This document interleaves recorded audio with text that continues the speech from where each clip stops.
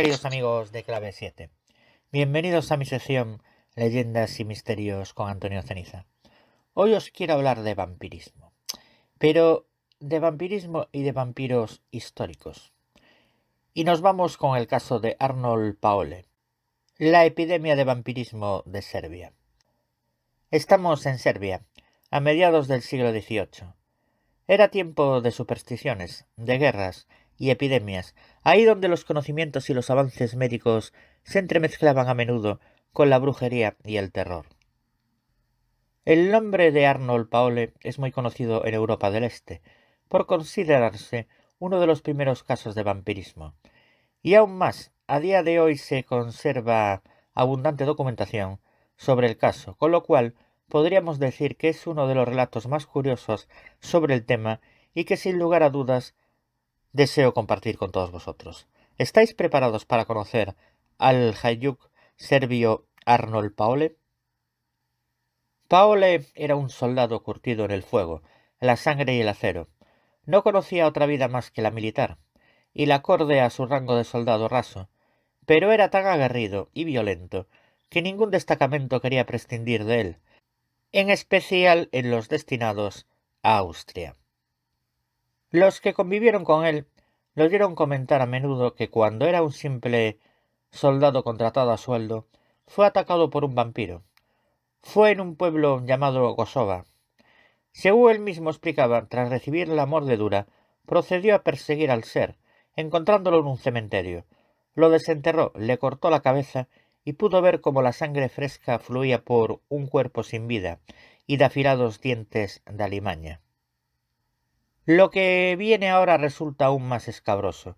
En un deseo incomprensible por caer en una oscuridad aún más profunda, Arnold Paole decidió beberse toda aquella sangre que derramó el vampiro al cortarle la cabeza.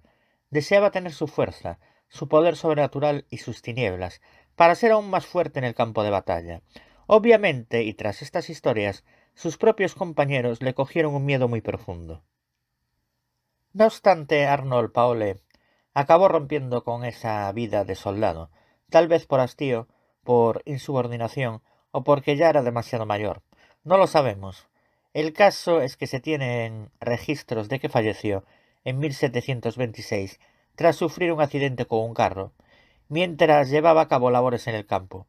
Fueron muy pocos los que acudieron a decirle adiós al cementerio de Medjeva, pero al cabo de 3 semanas ocurrió algo. Empezaron a fallecer varias personas, una detrás de otra, y aquejadas por terribles fiebres, anemia y debilidad. Decían que por la noche llegaba él, Arnold Paole, el Hajduk enterrado días atrás. Nadie se atrevía a decir ni a hacer nada, pero el terror se instauró en esa población de Melleva, como un velo sofocante que ahoga y desdibuja la razón. Finalmente fueron los gitanos quienes se arriesgaron a resolver la situación. Fueron al cementerio y desenterraron al supuesto vampiro, a Paole. ¿Y qué fue lo que encontraron? Descubrieron un cuerpo en perfecto estado, a pesar de las 3 semanas en las que llevaba muerto. Sus uñas habían crecido, al igual que su barba, y su rostro además estaba muy sonrosado. Se llamó a 2 médicos militares, quienes resolvieron quemar el cuerpo por prudencia. No obstante, antes describieron todos los signos físicos que advirtieron.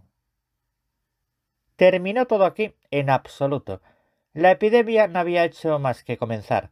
Días después fallecieron 17 personas más en esta región de Serbia, y a medida que pasaban las semanas, la población seguía enfermando de fiebres y debilidad. La investigación se llevó a cabo siempre por medio de médicos militares, y son estos los documentos que a día de hoy se siguen conservando en Serbia. Las personas que enfermaban ya no indicaban que era Arnold Paole quien les visitaba.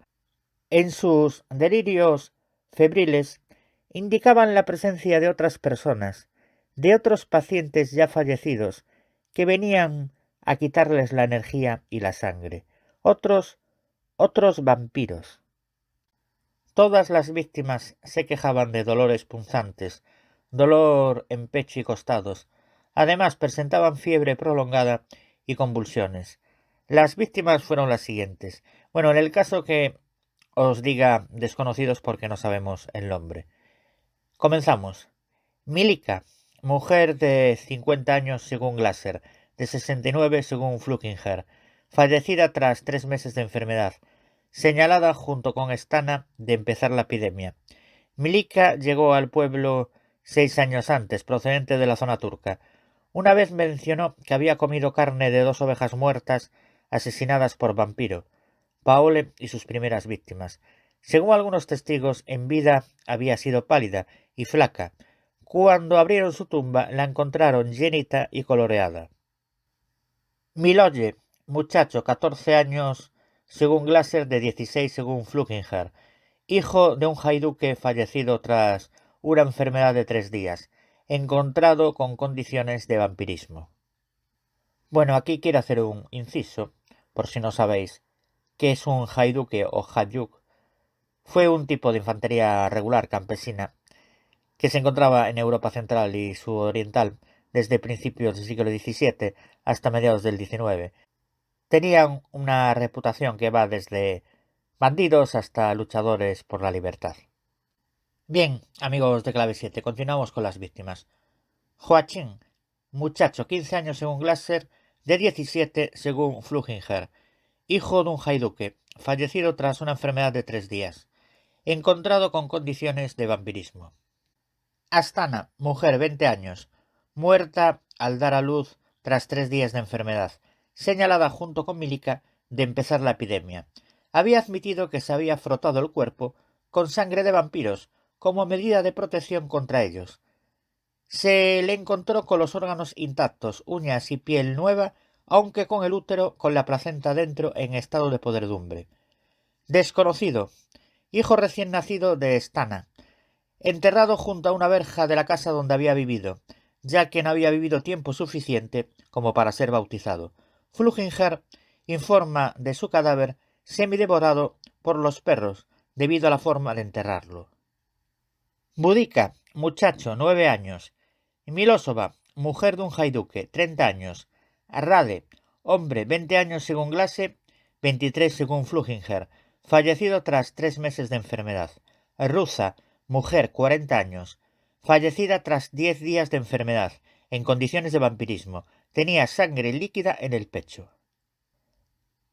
Desconocido, el bebé de Rusa, de 18 días, también presentaba condiciones de vampirismo. Nombre desconocido, un niño de 8 años de edad. Otro nombre desconocido, una niña de 10 años de edad, con condiciones de vampirismo, mucha sangre líquida en el pecho. Desconocida, la mujer del comandante local, no presentó signos de vampirismo. Desconocido, hijo del comandante local, 18 días de edad, no presentó signos de vampirismo. Desconocida, mujer del Bariacar, no presentó signos de vampirismo. Desconocido, hijo del Bariacar, no presentó signos de vampirismo. Estango, jaiduque anciano de 60 años, también presentaba condiciones de vampirismo. Miloje, segunda víctima de ese nombre, hombre, jaiduque de 25 años, presentaba condiciones de vampirismo. Stanjova, mujer de un jaiduque, 20 años, muerta tras 3 días de enfermedad, aunque según el reporte de Flukinger, debido a marcas en su cuello y una marca morada cerca de su oído, dictaminó que murió estrangulada. Según relató su suegro, Jovica 15 días antes, Stanjovica se había despertado a medianoche con gran terror y gritó que había sido atacado por el segundo Miloje.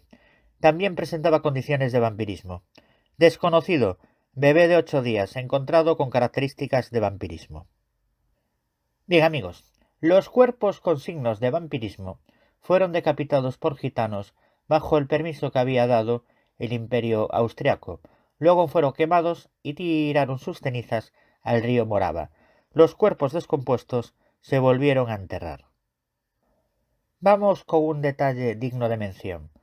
Algo curioso es que hay varias fechas documentadas que indican la muerte de Arnold Paole, y son las siguientes: 1725, año en el que regresó a Medueña, año en el que cuenta sobre su ataque vampírico y supuesta primera fecha de su muerte bajo un coche de heno, y probable año de su exhumación y destrucción.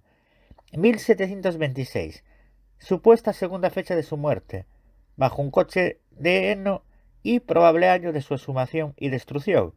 Y 1732, año en el que varios artículos datan su muerte.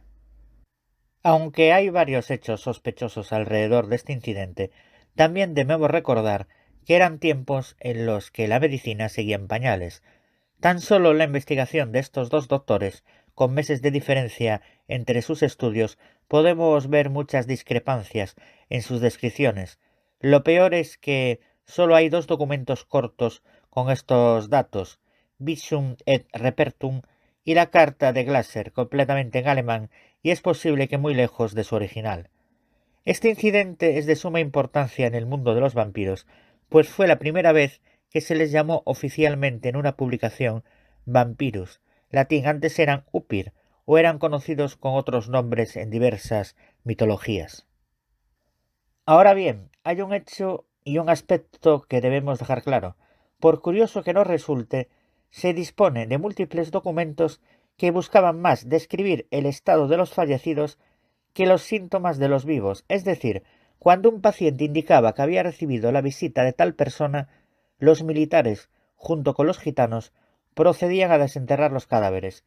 Y la imagen siempre era la misma: cuerpos en perfecto estado con sangre muy fresca fluyendo y uñas que seguían creciendo. El mal, el origen de la enfermedad, provenía pues del más allá. De ahí que fuera la primera vez que se hablara de epidemia de vampirismo. La investigación fue llevada a cabo por una comisión formada por el cirujano militar Dr. Johann Fluchinger, dos tenientes, dos coroneles, Butter y J. H. von Lindesfors, así como otros dos cirujanos militares, Segel y Johann Friedrich Baumgarten. Nunca se llegó a saber con certeza qué provocó este brote epidémico, puesto que tal y como vino, remitió.